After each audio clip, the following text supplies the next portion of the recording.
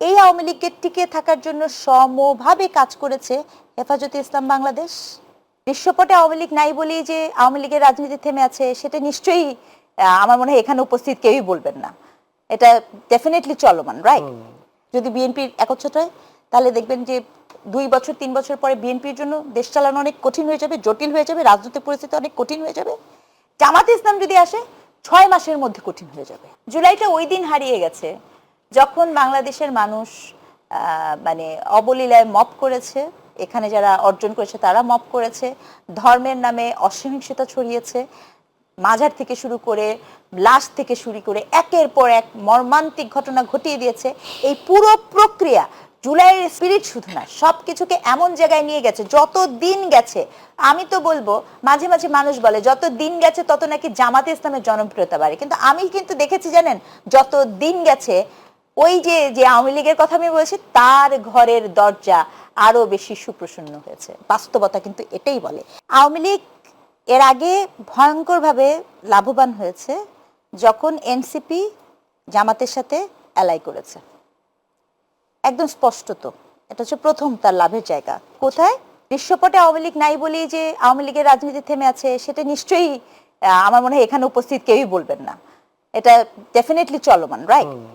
তো আওয়ামী লীগের পলিটিক্সটা কি? ন্যারেটিভের পলিটিক্স, মানে রাজনীতি মানেই ন্যারেটিভের পলিটিক্স। তো আওয়ামী লীগ কোন ন্যারেটিভ দিয়েছিল মনে করে দেখেন।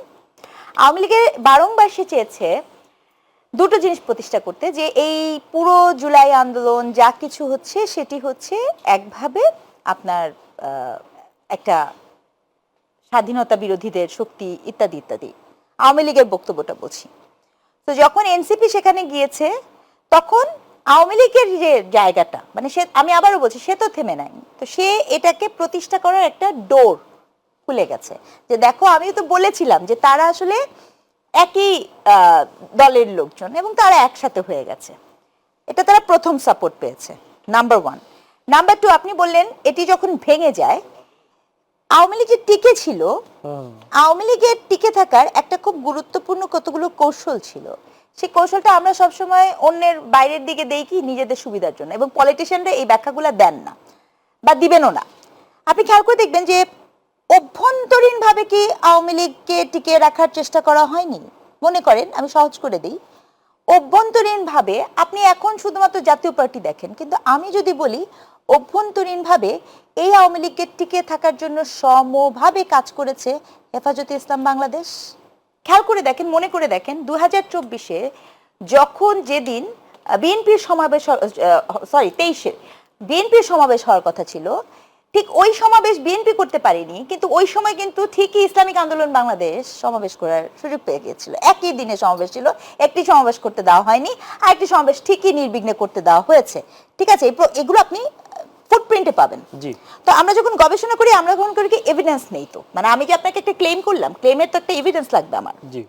তো এখন আমি যেটা বলতে চাচ্ছি যে এই যে বিভিন্ন ছোট ছোট পকেট, পলিটিক্সে হয় কি ছোট ছোট পকেট অনেক ম্যাটার করে। তো এই ছোট ছোট পকেটগুলো, এই যে একটু আগে আমি যেটা বললাম যে যখন জামাত এবং এনসিপি একসাথে হয়ে যায় তখন আওয়ামী লীগের জন্য একটা ন্যারেটিভের দরজা খুলে যায়। এরপরে যখন এই ছোট ছোট পকেটগুলো যতক্ষণ এখানে আছে তখন ওই ন্যারেটিভ প্রতিষ্ঠা করার জন্য তার যে ওই যে মানে এরা তো আপনারও সহযোগী ছিল, মানে এরা তো আপনারও দলের অংশ, এরা তো আপনাকেও করেছে, তাহলে এরা আপনার সাথে অ্যালাই হলো কি করে? তখন কিন্তু এখানে তার জন্য এটা কঠিন হয়ে যায়।